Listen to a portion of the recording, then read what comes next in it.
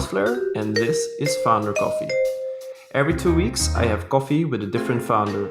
We discuss life, passions, learnings in an intimate talk, getting to know the person behind the company. For this third episode, I talked with Aaron Ross. Aaron became world famous as the guy who set up the sales organization of Salesforce.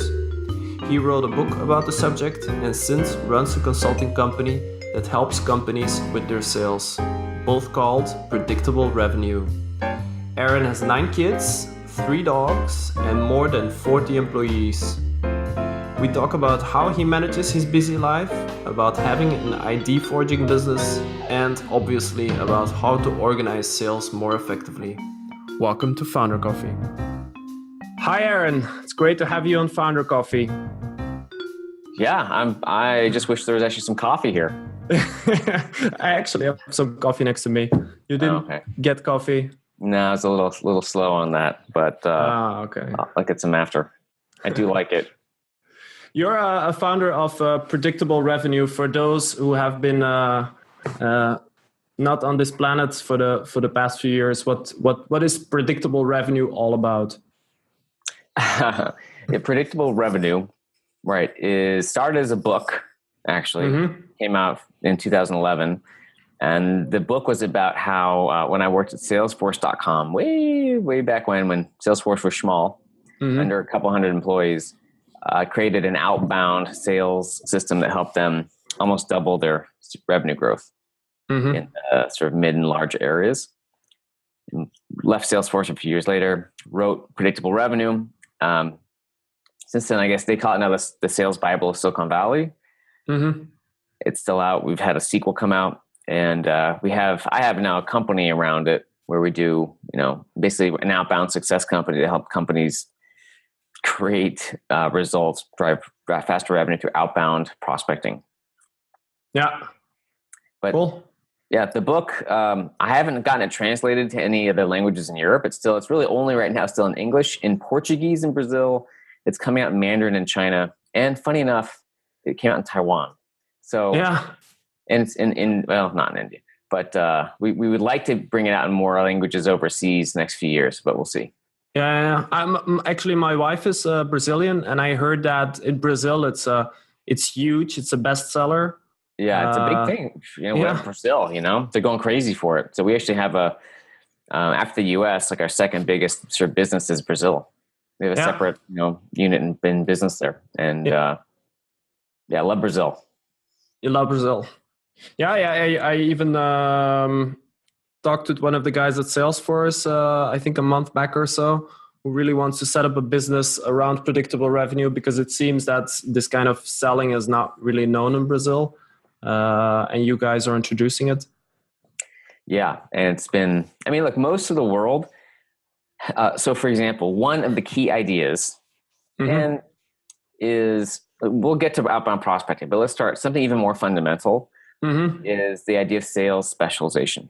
Right? And this is, as far as I know, really in Predictable Revenue, the book was the first time someone came out and said, you have to specialize your salespeople if you want to if you want to be able to grow and be successful. Yeah.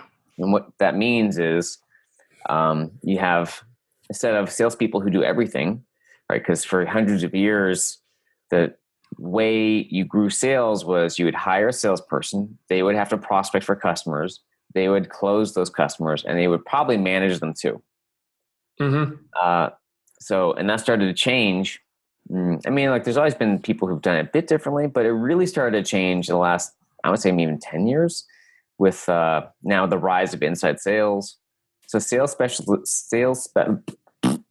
specialization means you divide and conquer. You have many different jobs within sales with people who work together. So you have prospectors who do prospecting, and that's really all they do.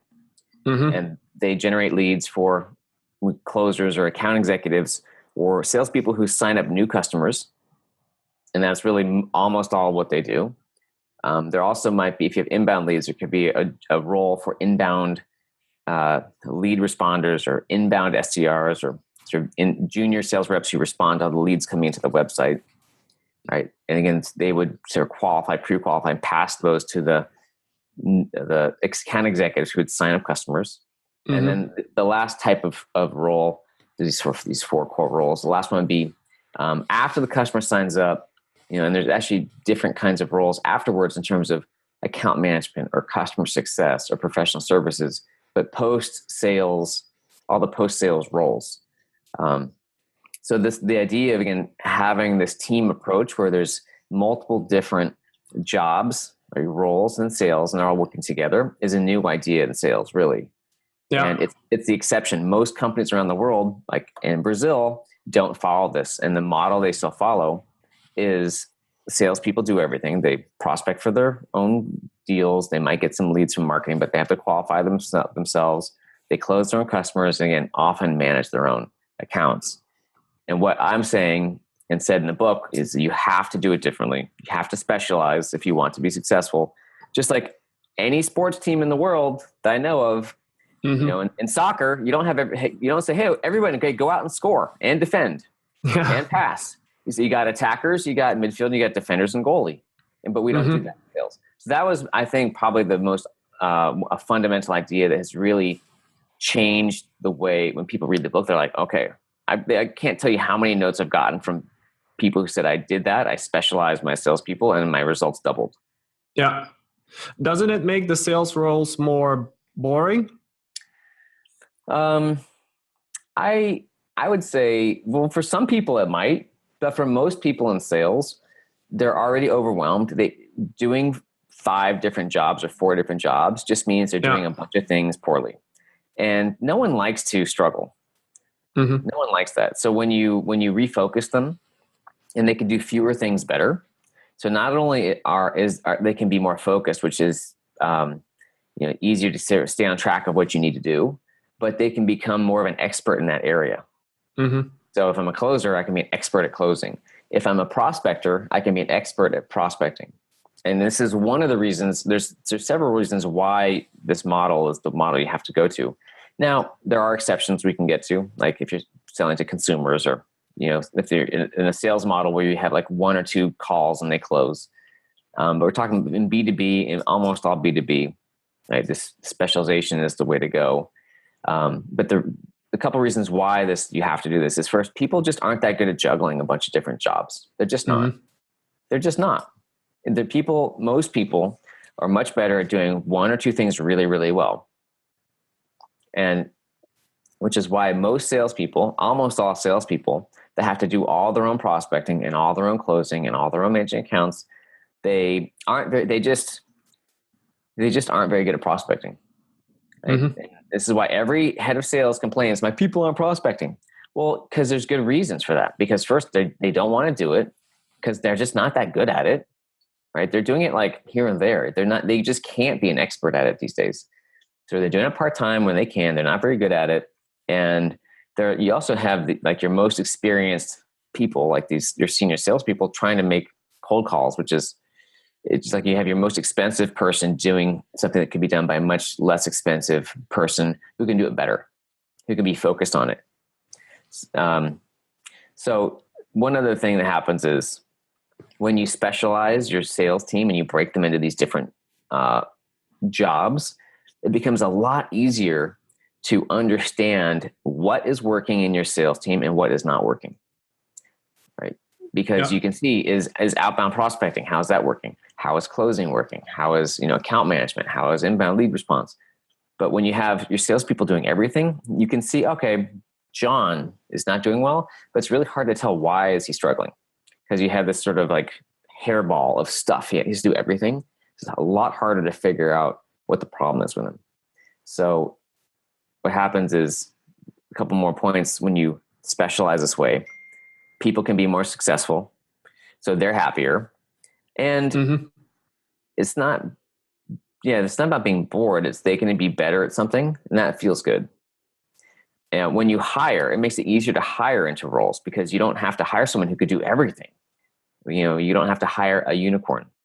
You could hire someone who's, again, for a prospector role, they only need to learn prospecting. For a closer role, then you only need to learn closing. Well, I mean, for a closer role, you'd hire someone with experience, but they have a lot less to learn. So it's faster for them to ramp.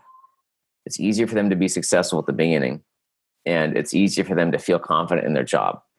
So because they're not as overwhelmed. So there's just a lot of reasons that this is the way to go. And really the principle is about focus, helping people focus on fewer things that are more important, they can be better at. Yeah. So you were at Salesforce. In what position were you?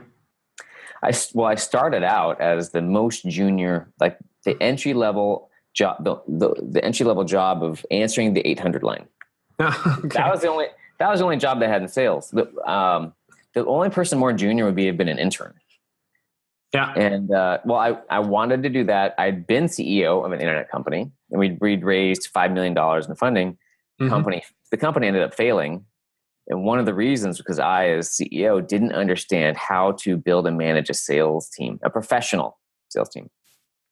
I had hired a VP of sales, but I had abdicated my understanding. I didn't delegate. So when sales weren't working, I didn't really know what to do. So I was like, I have to work in sales to know sales if I'm going to start another company. We're better than Salesforce. And again, the only job they had was the website responder. We called it now like market response rep or inbound SDR. So basically you had a startup. It didn't work out. Then you decided to take the lowest job at Salesforce where nobody was doing sales, and you built it into a very successful sales system. Close. Yes. I wanted to take a job there to learn sales. So the only job they had was a junior one. Like, whatever. I don't have an ego about it. I just want to learn. Now Salesforce was very successful already. What Salesforce wasn't yet doing well was they had a lot of small business customers. They had tons of leads coming in, like thousands a month for small business customers. Yeah. And they just built an enterprise product. They just hired and spent a ton of money on experienced field enterprise sales. But we weren't all the inbound lead generation and Mark Benioff, who's brilliant at public relations. We weren't getting enough enterprise or mid-market leads. It just wasn't penetrating. So what I did is I said, hey, look, I see this problem. We're not getting these leads. We'd hired all these experienced salespeople, and we thought, hey, they would bring in relationships, and they didn't bring anything in, and they're struggling. Let me take a crack at creating an outbound prospecting process, some way to prospect for appointments. So I'd never done prospecting, but I could tell we weren't doing it very well. It was obvious. Like, I don't know how this works, but I know what we're doing is just crap. So I read a bunch of books and then tried some things, didn't like any of it. But ultimately, this is where I wrote in the Predictable Revenue book. I started using email prospecting more than phone, but was able to come up with a system to sort of email decision makers. Now they got cold emailing, get them to respond back at appointments, and created a whole system, a management system, email, metrics, everything, to generate basically as many appointments as we needed at these medium and larger companies to fill our sales funnel with the salespeople. Yeah. So that was the outbound system we created from scratch there at Salesforce, and wrote a lot about in detail in the Predictable Revenue book. And now we help companies build their own teams to do this too. So you created this whole system at Salesforce. At what point did you figure, I'm going to make a book? I'm going to start a consultancy? Well, okay. Well, here, not to digress too much, but I have a big family now. I have 9 kids, 3 dogs, and then we've actually fostered some other kids as well. So, and I actually had 0 kids I only got married 7 years ago. So what's interesting is so I left Salesforce 2006. There's a few years where it's like, I don't want to do, sales consulting. I've done it. I don't want to do that. But I did it enough to sort of get by while I worked on some other projects. But what ended up happening was I knew I wanted to do a book. I'd actually had a book offer before. It didn't feel right. But in 2011, I got married. And my wife had a couple kids from her prior marriage. And then she got pregnant right away. So in 2011, basically went from 0 to 3 kids, or 2 kids plus 1 on the way. And I still remember this moment where before that, I didn't really have to make a lot of money as a single guy, and I don't have expensive tastes. Um, I didn't have to make a lot, so I could, but I remember this moment was like, I have a family coming. I'm like, oh shit, I need to make more money in a more regular way to support a family. Because we also needed to move to a bigger apartment and get more, health insurance. And like, so, okay, that really lit a fire in my ass to publish the book and to start doing more focused consulting around it and that was 2011. And it's interesting, in 4 years, I grew my own income almost 10 times. Well, actually 11 times, from, 70 something thousand a year to more than 700, like 800 a year, because of, the principles of partly predictable revenue, but also the sequel from impossible to inevitable. So anyway, the point is, like, what I always look at is, how do you make growth a system? Before it's sales, I didn't want to, a lot of salespeople are like, I'm not sure if I'll make my number this month or this quarter. And I didn't like that. I didn't want that. So I tried to make it predictable at Salesforce, right? And I tried to make it predictable. I'm actually, ironically, my income today isn't that predictable month to month. There's other reasons for that, but how do you make growth more of a system? How do you look at companies who have something and they want to grow? Why do some grow and why do some struggle? Yeah. That's really where, I think my books and what I'm interested in, how to find the few things. Like, there's always 1,000 things that you could do better, or 1,000,000. That's easy to make a list like that. We all have that. But what if you can only do 1 or 2 or 3 things this year? Like, what are those things? That's what I'm most interested in. If you want to make your revenue predictable, have you ever thought about making it a subscription somehow, your services? Yeah, well, so services companies, again, I have this sort of unique situation where I can only work, it's called 15 hours a week. It used to be 25, but it's even less because, again, the family's gotten so big. And so I have to make, a west side of Los Angeles. So I probably have to make something like $60,000 a month. And it's been an interest. So how do I explain? I would love to do a recurring model, but it just hasn't been practical yet. No. It hasn't been something, because it's hard to do. And we have a team, and there's something we finally have a business I think is ready to move towards that, called Predictable University. But to do a recurring model, it's like you have to choose your business. And up until this point, consulting and services. So consulting to the companies how to build outbound teams, or also outsourcing, that has been the core business, and it's been easier to grow that rather than try to change a business or create a business around a recurring model, which is what you could do, but that hasn't been our focus yet, because it's like doing another business. And I don't have the time or energy for that quite yet. Mm-hmm. How many are you now on the predictable revenue team? Well, in the predictable revenue company, there's about 25 or 30. Mm-hmm. And then there's another half dozen. There's like our Brazil team is, so there's probably around the world 30 something now. Okay. Yeah.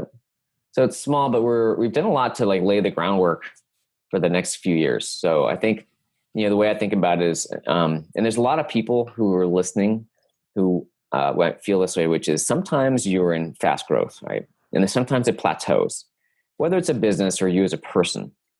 And you can be working on things to restart growth, right? So it might be redoing a product. It might be redoing your team. It might be redoing your personal life in some way. And you oftentimes are planting the seeds to grow, but you may not see that result for sometime. It might be for months. It might be for years.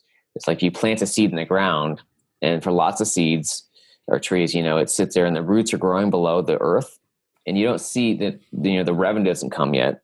First, the roots have to grow before the tree is going to sprout above the earth.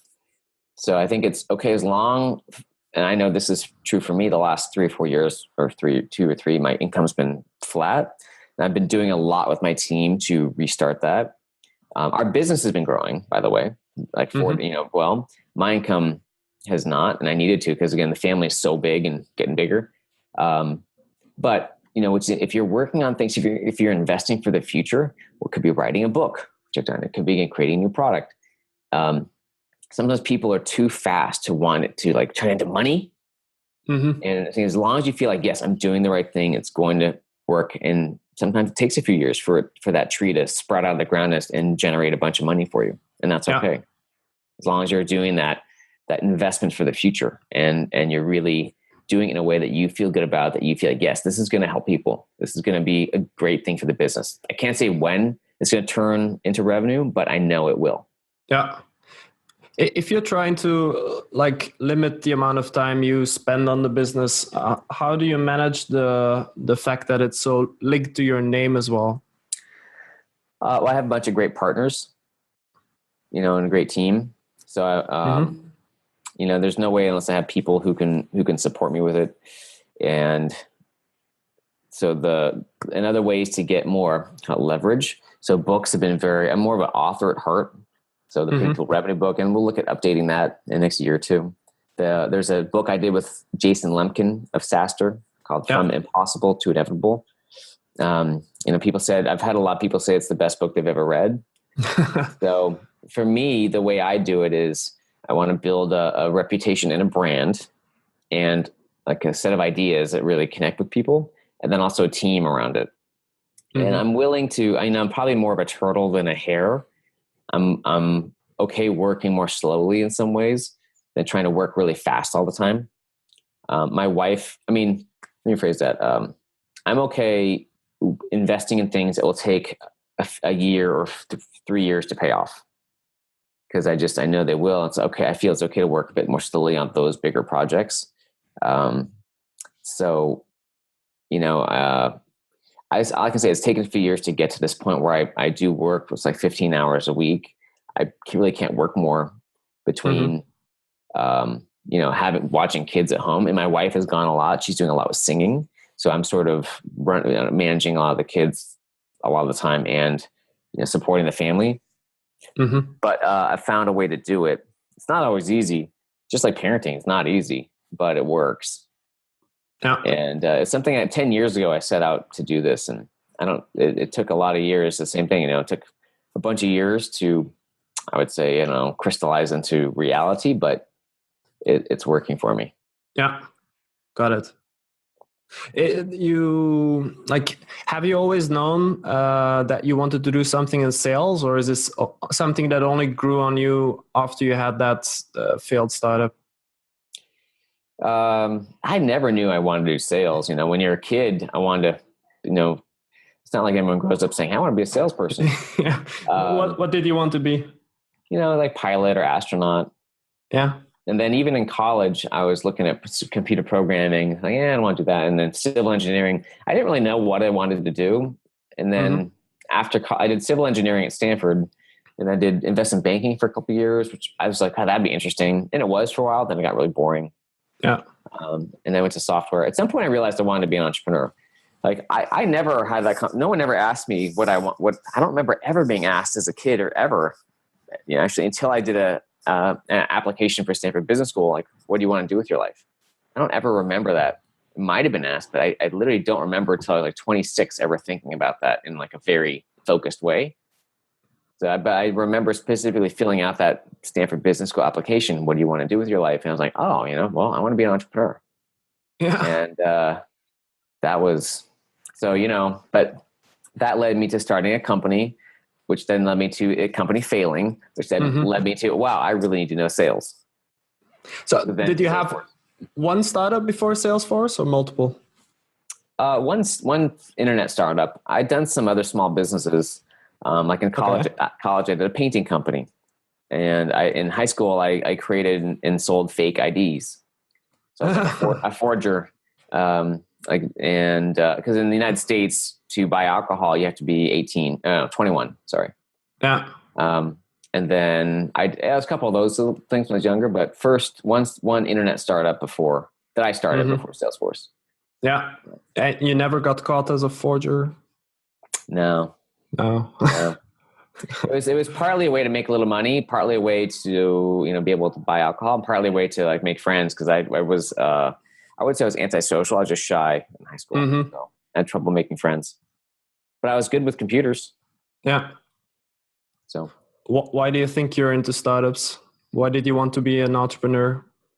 my father was one. So that was a big part of it. So that was where I started.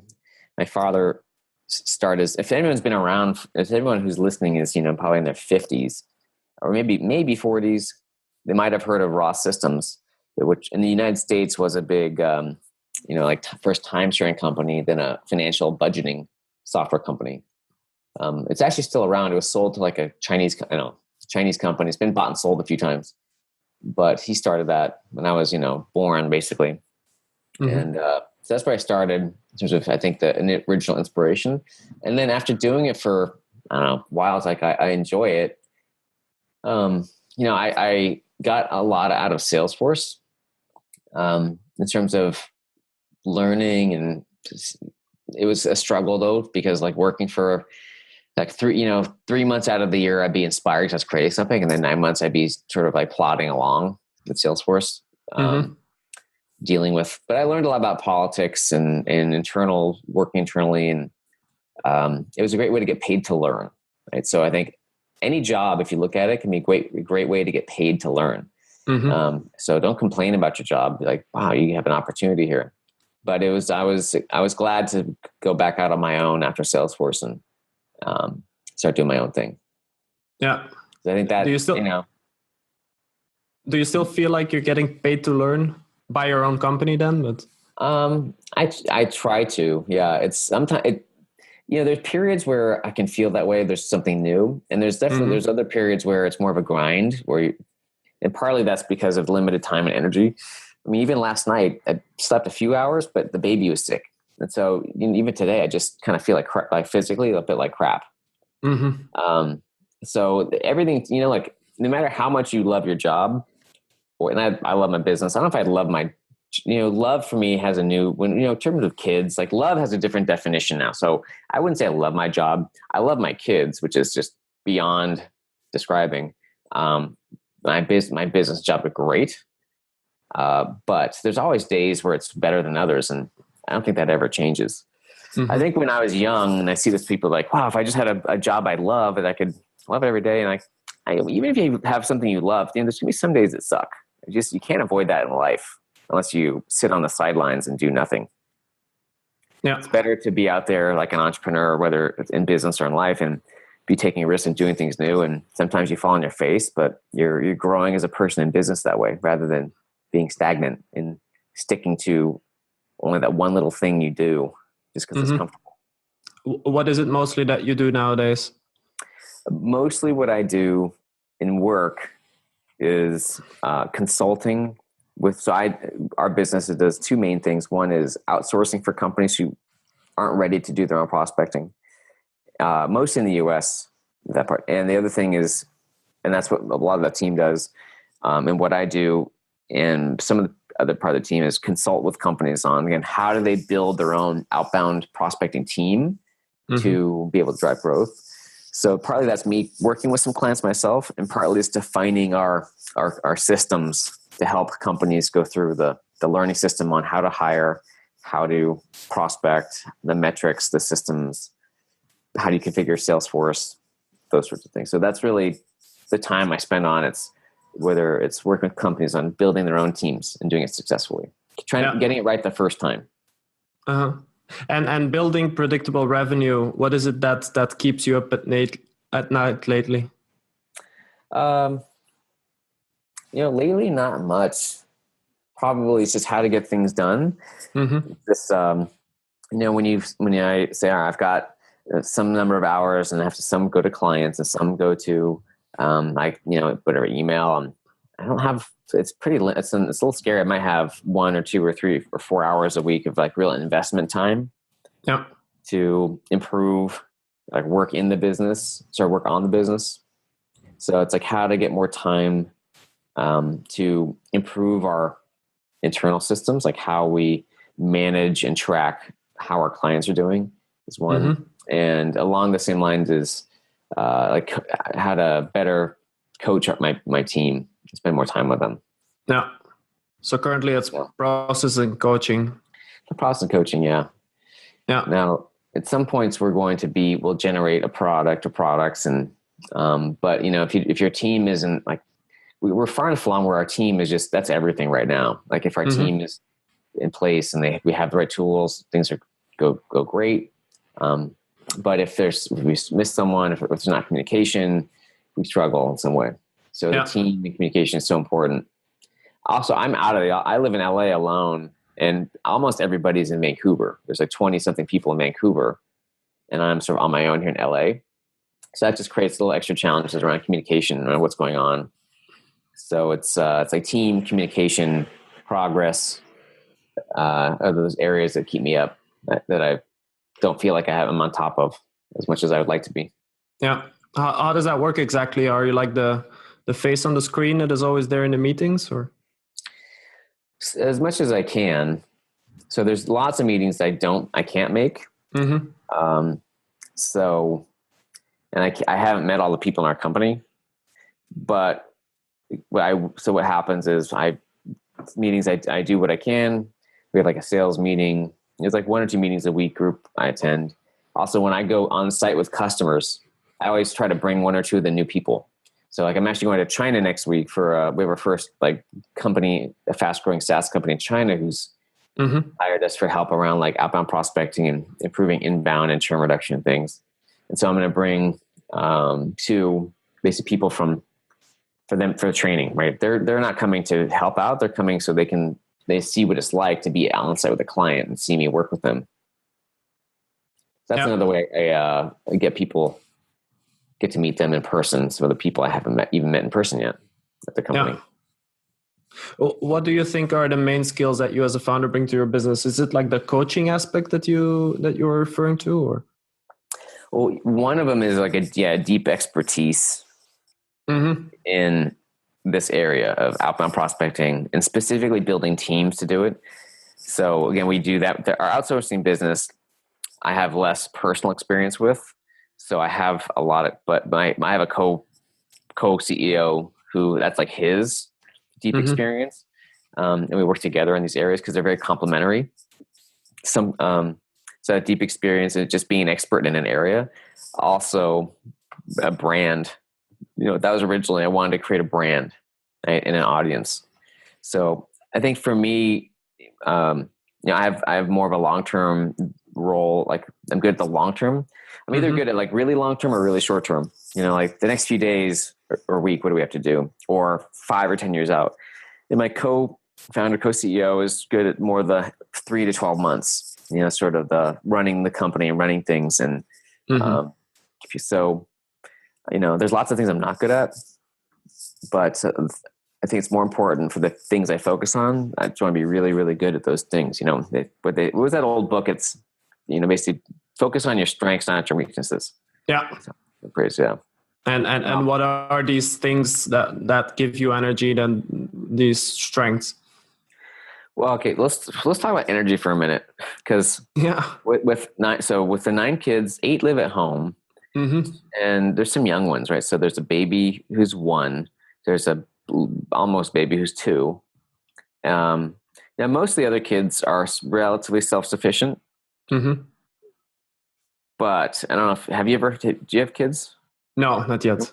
Okay. Well, anyone who listens, when they're under 1 or 2, it's a lot of physical work, holding type. I mean, it's intense, and driving the other kids around, or there's just a lot. So we do have a nanny that comes in, but the bottom line is I'm pretty much always tired and have been for years. There's never enough sleep. Even if I have time at night, I have to do like a blog post or some work I'm catching up on. So what I found is before I had kids, I would, I would get inspired and write. After babies and kids, especially the last few years, I rarely get inspired anymore because I'm always tired.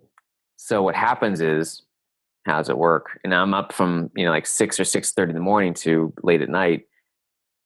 What happens is deadlines. Like where I get my energy from is deadlines. Where I get my energy from is, important deadlines I can't escape from where I have to do it. So that it could include like a book publishing deadline. Mm-hmm. It could include a conference deadline, whether I'm speaking at one or we're going to have our own. It could include, every Thursday we do a newsletter. It could include also even like a rent, like rent is its own deadline in some way. Like there's like financial deadlines personally, or with the business, there's payroll. Mm-hmm. So that's where for a while I've really relied on extrinsic motivation, or that outside motivation where I have to get things done regardless of whether I'm tired or not, inspired or not, because I have to. So so the parallel would be, if you're think about this, and actually I wrote about this, I call them forcing functions. This is in the From Impossible book. But think about, if you want to get into shape, what works better? Do you sign up for a gym, or do you sign up to do a marathon and tell all your friends you're going to do it? The marathon. Yeah, I've done that a couple of times. The problem with the marathon is, for me, but that's another thing, is that I tend to overtrain because it's so exciting and it's not sustainable. Yeah. But that's another thing. Yeah. Anyway. Exactly. You got to know yourself at some point. Yeah. And we all have those, I don't know, those, I won't say weaknesses, but the things we know we have to do, mm-hmm. or we shouldn't do, but we do it anyway. So anyway, that is where I get the energy from, because I may not have much time to rest for another year or two. Yeah. Until we don't have any babies who are under like 2. So the way you deal with it is chasing deadlines, basically. Yeah, that's how it works. Yeah. Kids have to be at school a certain time. My wife leaves a certain time for her music classes. That's a lot of it. Yeah. Now, the one other thing is, I often lately have been poor about putting time on the calendar for myself. Mm-hmm. And just because it's something I need to do, whether it's to exercise, which I haven't done for a while regularly, although I move around a lot every day. I mean, I'm rarely sitting still. But the only way I get something done, again, if I wanted to spend some time woodworking, or drawing, or sleeping, or taking a nap, I would have to put it on my calendar. If it's not on the calendar, it just doesn't happen. I have to like block it out ahead of time and do it, because otherwise, in the moment, there's always a baby to play with, or my wife needs something, or I have some work I need to do, and I don't get to the self-care that I really do need, and I don't do enough of now. Mm-hmm. So you very consciously decide, like, this is family time, this is me time, this is business time, and then there's these deadlines that keep you awake. As much as, and I have our routines, so the days and the weeks are generally but it's the calendar drives a lot of this, whether it's like daily activities, routines around school, or around like business deadlines or personal deadlines. Yeah. What is kind of your like long-term goal with predictable revenue? What do you want to achieve? So we want to be the number one sales brand in the world, in a way that helps inspire people that they can learn how to make more money in ways that feel good. Cool. Right? Because sales, I think deservedly so, has leaves a bad taste in many people's mouths. But it can be first of all, it's vital to make money. Yeah. Even as a life skill, if you don't know how to sell yourself an idea or a product, you're not going to accomplish anything in life, really. Whether you're trying to start a nonprofit, get a promotion, get a job, start a company, it's a life skill. So we want people to understand there are ways to do it that feel good for you and the customer. It's not rocket science. Anyone can learn how to do it. Any big company, small company, individual, mom can do it. But be the number one brand around the world. Plus, create a culture in our own company that's really very innovative and I would say humanistic. The people get a lot of personal value out of it. They get paid to learn. It's not always easy. They get challenged, but we have a great culture to develop future entrepreneurs too. Yeah. When I asked the question, it came out pretty quickly. Is it a mission statement you've written down somewhere? Yeah, we've talked about it. We have it written down someplace. No? And probably not exactly the same way, but yeah, we've talked about it internally. And I think there's one other part I I know there's three parts, and I'm forgetting the others, but I know for number one sales brand in the world, and creating a culture of innovation and developing our people, which also includes pushing people to do more than they think they can. Yeah. Cool. Slowly wrapping up, what's the latest good book you've read, and why did you choose to read it? Well, what's funny is I haven't read any business books lately, but there's any other books is fine as well. Yeah. Yeah. Cause so there's my wife, really into reading about Shakespeare and the theories that Shakespeare didn't write all the plays attributed to Shakespeare.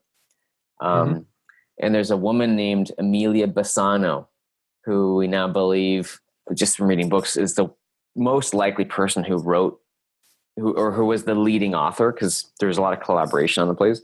Whether she collaborated with Shakespeare or not, who knows? There's no one really knows because there's so little detail. But the book, it's called one of the key books, and it's dense. It's called The Dark Lady's Mask, I believe. Around sort of all the conclusions of no, it's actually not The Dark Lady's Mask. I'll look it up here in a second. But basically, the Amelia Bassano, or also her last name changed, Amelia Lanier, was actually the main author behind Shakespeare's plays. So the author's named John Hudson. So the book was called, I'll find it, but that was the last book. And there's been some related books around Shakespeare that we've been reading and looking at. Why did you choose to read these books? Well, my wife got me into it. So she's been obsessed, and she wants to, she wants to develop some kind of, I don't know, I don't know how she got onto it. She's been really obsessed with it and interested in it. So she got me into it. So we're working on some ideas around that. Okay. So that book's name is Shakespeare's Dark Lady. So again, very academic, not very interesting unless you, but, again, there's a lot of books out there, people trying to prove or disprove who wrote Shakespeare's plays. This is where we've sort of settled on as what we think could be the most likely person. If you haven't even heard of this, the fact that Shakespeare may not be the author, there's a site called the Shakespeare Authorship Trust, I believe. Shakespeare, they list out 80 candidates to write. They list out why people don't think Shakespeare, like the evidence that Shakespeare didn't write them, and like 80 other candidates for who might have written it. So I don't know, it's just interesting. I think it's the Shakespeare Authorship Trust, I believe. Yeah, it's in England. So I don't know. You never know, right? And it's impossible. There's just a lot less evidence than you think of what happened back then.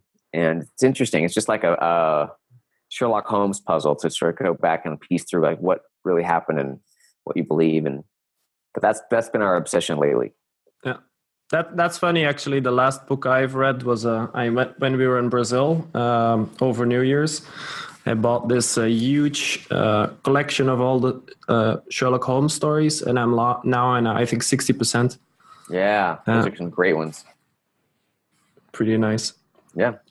Do you speak Portuguese, or do you pick it up in English? No, I pick it up in English. I'm studying Portuguese, and it's going pretty well. But I'm not good enough yet to read Sherlock Holmes in Portuguese. Yeah. That would be crazy. Yeah. Cool. Yeah, I love Sherlock Holmes. I have one of those compilations someplace. That can never go wrong. He's actually, I think he was the most. It's like the character most. Like the most movies have been made about. There's some record that way, like the most movies or the most shows have been made about Sherlock Holmes. Could be off, but yeah, I really love the one with Cumberbatch. Yeah, that's a great one. That's a great one. Anyhow, last question: is there anything you wish you'd have known when you started out? I mean, how much time do you have? So if there's one thing, I would say, there's a bunch of things, but one, I would say probably a non-obvious thing is what a positive effect when you have real friends and family who are supporting you and you're in touch with them and they believe in you, how helpful that can be, how important that is. Or maybe they're depending on you to you being successful in business. I was more of a loner for a long time, and it's not bad, but having a family and the sort of having them there to have something else to work on and think about other than work, like bouncing it out, having them just believe in me, or having a reason to focus and work hard. There's not really say one reason, except I didn't really appreciate, if you want to make money, want to be successful, and you think of, wow, family, and maybe you have one, family is a distraction or family is a burden. It doesn't have to be. It could actually be a huge help and support structure and motivator for you to be more successful than you would be on your own. That's one, probably the main, I don't know if it's the main one, but yeah, that'd be the one I'd want to pick out as maybe a non-obvious thing to many people out there who don't appreciate it enough, like I didn't. I fully agree. Cool. Yeah. Okay. Thank you for the super open conversation. Thank you for being on Founder Coffee. Yeah. Thank you, Jerome.